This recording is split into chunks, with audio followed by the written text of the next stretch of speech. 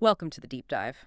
We're here to take complex source material, sometimes hours of it, and boil it down to the core insights you need, saving you time but keeping you deeply informed. And today, that time saving is definitely needed. We are digging into Bitcoin Hard Talk's 100th episode, a huge one. Really huge, nearly 3 hours, right? 2 hours, 54 minutes. Yeah, exactly. Ah. From Simon Dixon, Bitcoin OG, investor, geopolitical analyst.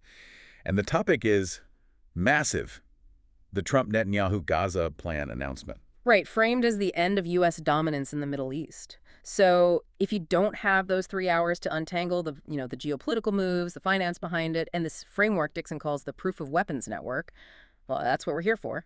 This is the TLDR. We're giving you the essentials, the framework, the key knowledge, so you can grasp what the source argues is this huge global reset that's underway. And the core argument, the thread connecting it all. It's that the macroeconomy, Bitcoin's rise, and these big geopolitical shifts, they're not separate things. They're all linked, driven, according to the analysis, by the U.S.'s own internal financial decay, a managed decay. Managed decay. So things like this Gaza plan aren't just sudden politics? No, the argument is they're the endgame of a long-planned shift, an exit strategy forced by, well, mountains of unpayable U.S. debt. It always comes back to the money. Following the money. Okay, so let's start there. Not in Gaza, but maybe closer to home, with the Fed and this idea of financial decay. It seems to set the stage for everything. So the source, BitcoinHardTalk, takes off with Bitcoin. It's hitting new highs or close to it in this climate. That tells you something, doesn't it? Why frame Bitcoin, a fixed supply asset, as the defense here? Well, because the core problem identified is fiscal dominance. That's the key term. It basically means the government has to print money. Its spending needs, driven by debt, dictate monetary policy. The Fed doesn't really have a choice. Fiscal policy rules, monetary policy. The government's debt needs come first. Exactly. And the source stresses this isn't just abstract theory. It's about concrete numbers. There's this urgent, massive need to roll over debt. We're talking something like $7 trillion coming due very soon. 7 trillion. Wow. Yeah. And it has to find buyers. But who's buying? Allies, foreign central banks. They're swapping treasuries for gold, according to the source. So the U.S. is forced to use internal tricks, geopolitical pressure, whatever it takes to create demand for its own debt. So that desperate need to roll over debt to keep the system afloat, that's what drives everything. That's the argument. It shapes every major decision, economic and political. And this need for inflation, for debt monetization, it creates this really destructive internal effect, the K-shaped economy. The K-shape, I've heard that term. One line goes up, one goes down. How does the debt situation actually create that split? It's almost mechanical. Under fiscal dominance, the government's #1 job is preventing a collapse at the top. Keep the financial system stable for the elite, basically. Yeah. Asset price inflation. Pumping up stocks, real estate. Exactly. Keep those values high because the top 10% own, 90% of those assets. So their wealth goes up. That's the top arm of the K. Looks like a boom, right? Yeah, if you're in that group, things look great, record highs. But at the same time, to manage the debt, they have to devalue the currency itself through inflation. And that hits everyone else as consumer price inflation. That's the bottom arm of the K going down. So the official inflation target, like 2%, that's just noise. According to the source, yes, it's political theater. Real purchasing power is dropping much faster, maybe 3%, 4% or more, on top of prices that are already high. So for regular people, the cost of food, energy, rent, it's spiraling while wages just can't keep up. Your dollar buys less and less internally. That sounds like it would create huge social problems. Anger, division. And the analysis argues that's part of the point, or at least a predictable outcome. This huge wealth gap, the K, it fuels internal civil unrest.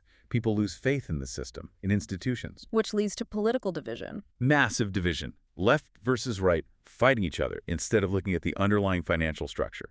And that internal division, that's the leverage point.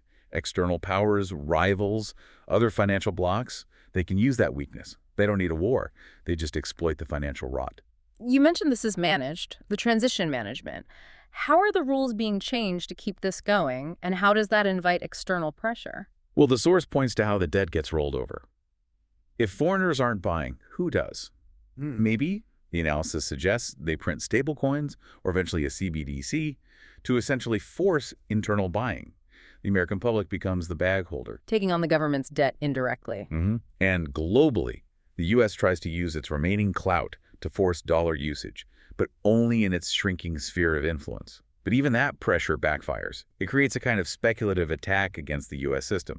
Powers like China and the GCC, the Gulf states, see the weakness. They see the U.S. struggling with its debt, its internal division. And they use that financial decay as leverage in negotiations about, who runs the show in places like the Middle East. The weakness becomes their strength at the bargaining table. Okay, that makes sense. The financial decay creates the opening. So let's talk about the entity, the mechanism that Dixon says is actually steering this whole thing, the Proof of Weapons Network, or POW network. It sounds intentionally like Bitcoin's proof of work, but darker. Yeah, it's presented as a kind of dark mirror.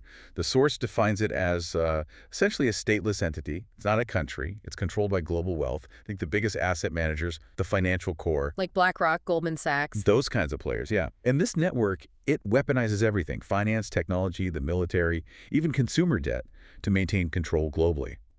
It's described as the real operating system of the West, operating above governments. Above governments, so it's the interests behind the states. The analysis breaks it down into 4 specific industrial complexes, right? That's right. It's a useful way to visualize it.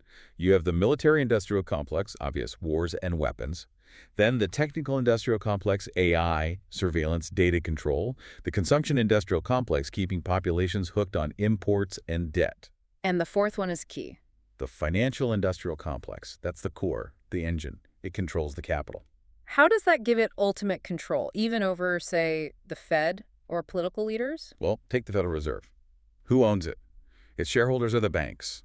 So the analysis argues leaders like Jerome Powell, or even someone like Trump who seems like an outsider, they're ultimately just nodes. They serve the agenda of the financial-industrial complex. And that agenda is? Keep the debt system going, control capital, control interest rates, manage the cycle. The specific person in charge doesn't matter as much as maintaining the system that benefits the network. They serve the debt machine. Which explains why these huge global asset managers, the ones handling trillions, are apparently the ones driving this geopolitical reset. They're presented as the architects. They see the writing on the wall, demographic problems in the West, pension funds going broke, the diminishing returns of empire. So they aren't waiting for a crash. They're proactively managing the transition, resetting the world order to protect their long-term interests and profits. It's a controlled demolition. A controlled demolition. Okay, so if the old Western empire model isn't working financially, what's the POW network's strategy? The source calls it a managed multipolar world order reset. What does that look like on the ground? It seems to have 2 main parts. First, what the source calls Western canalization. Basically, turn America into a regional hub, keep the deep capital markets, the tech, but systematically weaken and control allies. Make them vassals. Vassalizing allies like Canada, Australia. Europe, especially Europe. According to the analysis, the Ukraine conflict is cited as a prime example. How? The argument is that the conflict was, at least partly, engineered to cripple Germany's industrial base by cutting off cheap Russian energy. This forces Europe into dependency on more expensive American LNG and U.S. military gear. Making the EU a dependent vassal, unable to challenge the U.S. core. Exactly. Financially beholden, politically neutered. That's the first part. The second part is the retreat from covert operations. The network realizes it can't afford or win everywhere anymore. So pulling back from regime change efforts. Yeah. In regions where it's just not working or is too costly. This retreat is what allows, even facilitates, the rise of BRICS, Brazil, Russia, India, China, South Africa, and its new members, like the UAE, Iran, Egypt. So the network accepts a multipolar world. It accepts it can't control everything directly anymore, but it aims to still control the capital flows within its own, perhaps slightly smaller, sphere. Manage the decline, control the core. And disturbingly, the source argues the tactics used abroad for control are now being turned inward against Western populations.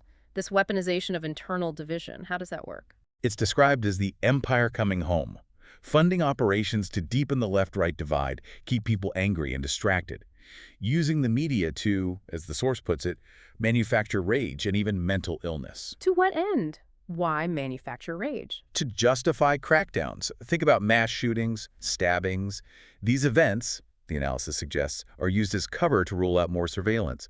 Digital IDs, we see this push in the UK and Europe, and deploy advanced surveillance tech domestically. Using fear to justify control. Exactly. And leveraging existing laws, like the Patriot Act, to label domestic groups. Antifa is mentioned as an example as terrorists. This allows the state to treat its own citizens, or certain groups of them, like foreign enemies. It's the colonial toolkit turned inward. Okay, understanding that POW network framework really helps. Let's pivot now to the Middle East, specifically the context for the Trump-Netanyahu plan. The source doesn't see this as just ancient history or religion, right? It's framed as a geopolitical operation. Yes. Simon Dixon's analysis explicitly frames the establishment of Israel, going back to post-WWI, post-WWII, as fundamentally an operation to serve U.S. military and financial interests, a kind of colonial outpost. An outpost. To do what? Two main things, historically: prevent regional powers from uniting, especially around oil, and second, to create a sort of permanent instability that justifies ongoing U.S. military presence and, crucially, weapons sales for the military-industrial complex. The source gets into some really sensitive history here, mentioning using AI tools to try and look at it neutrally. It talks about early paramilitary groups, the Haganah, the Stern Gang, the resulting Nakba for Palestinians. Why is that origin story important for the POW framework? Because that initial violence and displacement, according to this view, established the pattern. It created the conditions for long-term destabilization, which feeds the military profit model. And fast-forwarding to today, the analysis argues Israel's role evolved into something else, something termed, very controversially, occupation as a service, or even genocide as a service. Wow, okay. Occupation as a service. That's extremely strong language. How does the analysis justify framing it that way? The justification presented is about technology and profit. The argument is that the occupied Palestinian territories became, essentially, a live testing ground, a laboratory. A lab for what? For surveillance tech, digital IDs, AI targeting systems, crowd control methods. Things developed and tested in that environment are then packaged and sold globally, sold to other regimes, or even deployed back in the West. So the conflict itself generates marketable technology. Yes, feeding the technical industrial complex. So you have military profits from the conflict itself, and then tech profits from the tools perfected during the conflict. It's presented as a grimly efficient cycle, deeply integrated with the POW network's financial interests. Okay, but the analysis argues this power dynamic, this model, has finally hit a wall because of the de-dollarization pivot. What shifted? Leverage. The GCC nations, Saudi Arabia, UAE, Qatar, etc., they've accumulated enormous wealth through their sovereign wealth funds. And critically, their biggest oil customer isn't the U.S. anymore, it's China. China. That changes everything. Fundamentally, this alliance allows the GCC, with China's backing, to push for a managed transition away from the dollar system, a transition designed specifically to make U.S. sanctions the less effective, less painful. They're building leverage outside the U.S. financial system. And this new leverage allowed them to push for specific conditions. The source mentions the 3 simultaneous requirements for peace. What are they, and why simultaneous? Dixon's analysis is really clear on this. All 3 have to happen together for a stable, de-dollarized regional order. First, normalization between Iran and Saudi Arabia. This was huge, brokered by China, ending years of proxy wars. Okay, that happened. What's second? A resolution to the Palestinian cause. And crucially, this isn't just about aid. It requires international recognition of Palestine as a state. And the third? A retreat from U.S. military bases in the region. If the region stabilizes under GCC China influence, the rationale for those costly U.S. spaces disappears, removing the destabilizing element. But things got incredibly tense after October 7th. The source suggests the POW network actually used the threat of mass ethnic cleansing as a countermove in these negotiations. Yes, that's the grim reality of this level of negotiation, according to the analysis. The threat of a full-scale, horrific ethnic cleansing was allegedly used as maximum leverage by the POW network side. Leverage to achieve what? To try and force the GCC to back down, maybe slow their de-dollarization plans, accept less favorable terms. It was high-stakes financial warfare using human lives as collateral, as the source presents it. But the GCC had its own leverage, partly because of what was happening in Europe. Exactly. Remember the Western cannibalization part? Europe was being weakened, partly due to the Ukraine war energy shock. While that was happening, the GCC, with its vast wealth, was essentially buying influence, buying up assets in vulnerable European economies. Buying influence? How did that help with the peace requirements? It gave them clout.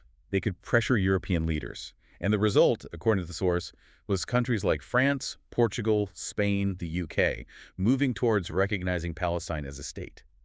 This achieved that critical second requirement for peace, showing that the GCC's financial power could now directly shape European foreign policy. Money talked louder than traditional alliances. Which brings us right to the main event. the Trump-Netanyahu Gaza plan announcement. Dixon's analysis basically calls this political theater, right? Necessary theater. Pretty much. It's presented as Trump's plan, but the source points out it's almost identical in structure to an Arab peace plan from like 20 years ago. So why now? Why this plan? Because the financial leverage finally exists to actually implement it, thanks to that GCC-China power shift. The analysis is adamant. Trump isn't some maverick here. He's a node serving the financial industrial complex. A node, meaning his interests align with the networks. Yes, and specifically with BRICS interests, too. In this case, focusing on regional power, AI development, subtly weakening the dollar's global grip. Why? Because his financial backers demand it. And the source points to specific financial ties. Oh, yeah. It highlights Jared Kushner's father's Infinity Fund, heavily funded by Saudi Arabia. The analysis frames this bluntly as buying policy. So the GCC isn't just negotiating with diplomats, they're investing directly to influence the outcome. That's the argument. Yeah. They negotiated with the top tier of the U.S. financial world and essentially purchased the geopolitical result they wanted: regional stability and a managed U.S. military exit. Okay, let's break down the deal itself. What are the key parts that show this is a managed exit strategy run by the POW network? First, this Board of Peace. But this detail screams financial restructuring. The board is supposedly led by Trump, but crucially assisted by figures like Tony Blair. And the source immediately connects Blair to J.P. Morgan and his history of lucrative deals in the Gulf. So not politicians, but financiers overseeing the transition. Exactly.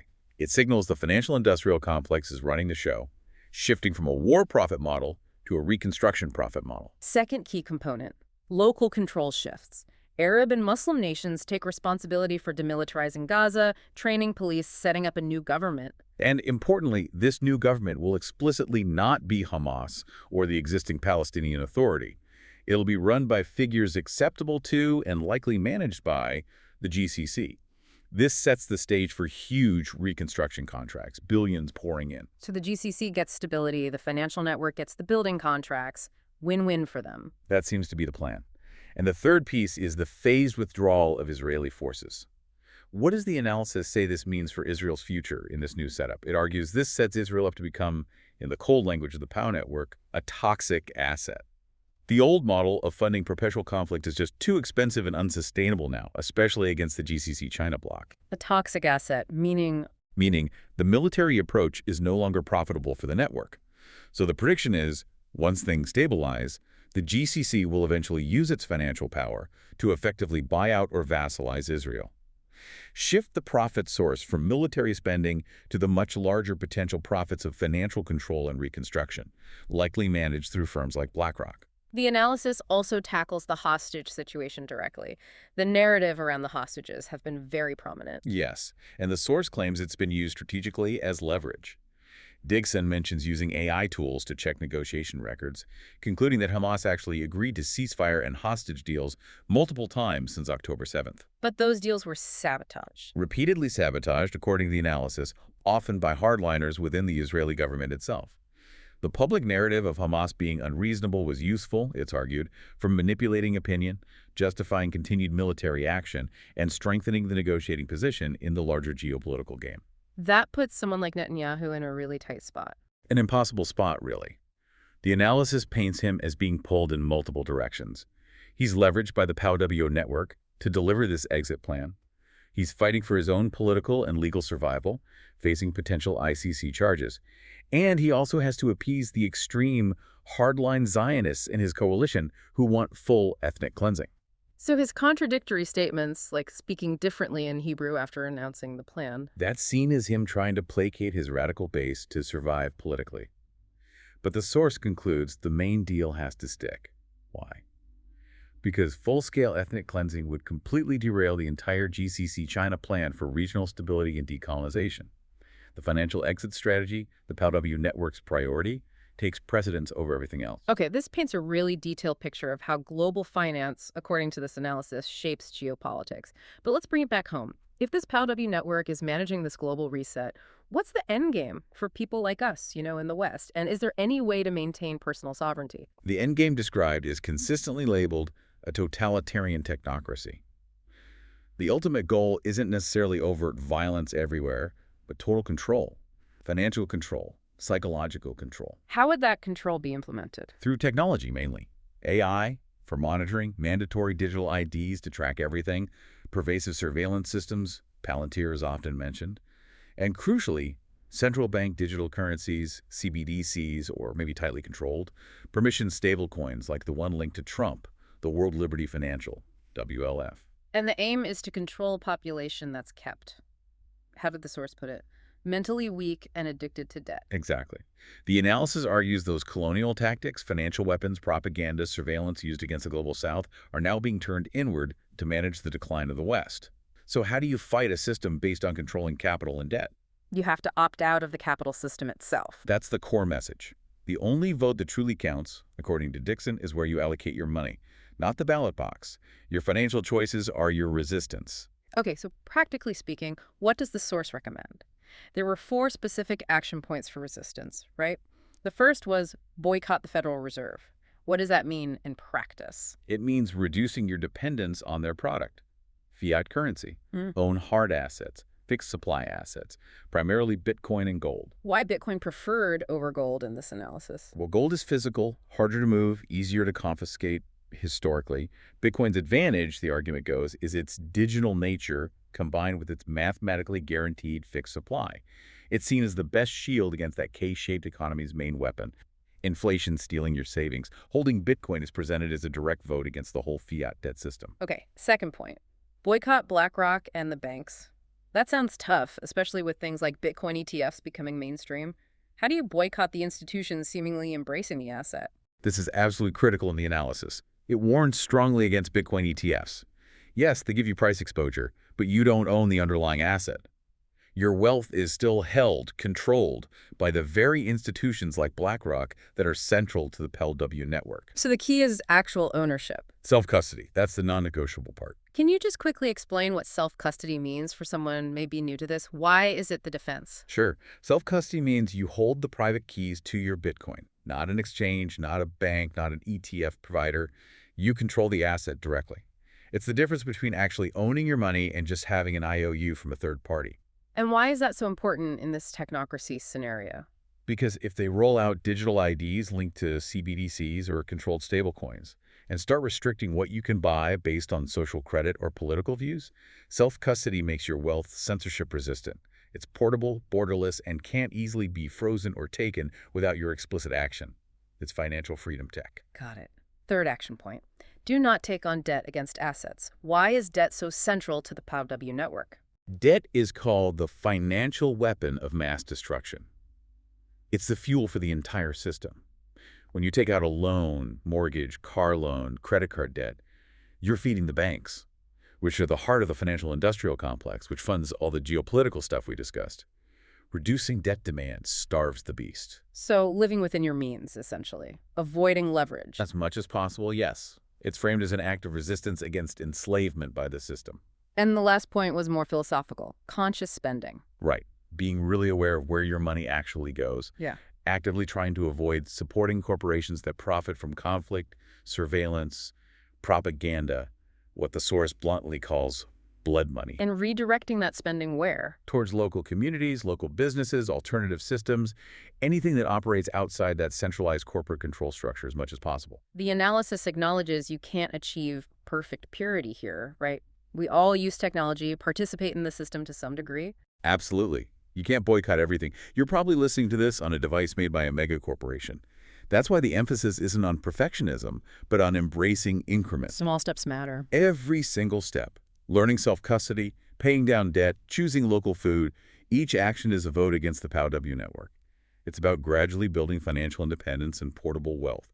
Maybe even preparing for a future where physical freedom might mean relocating away from the tightening grip of the technocracy.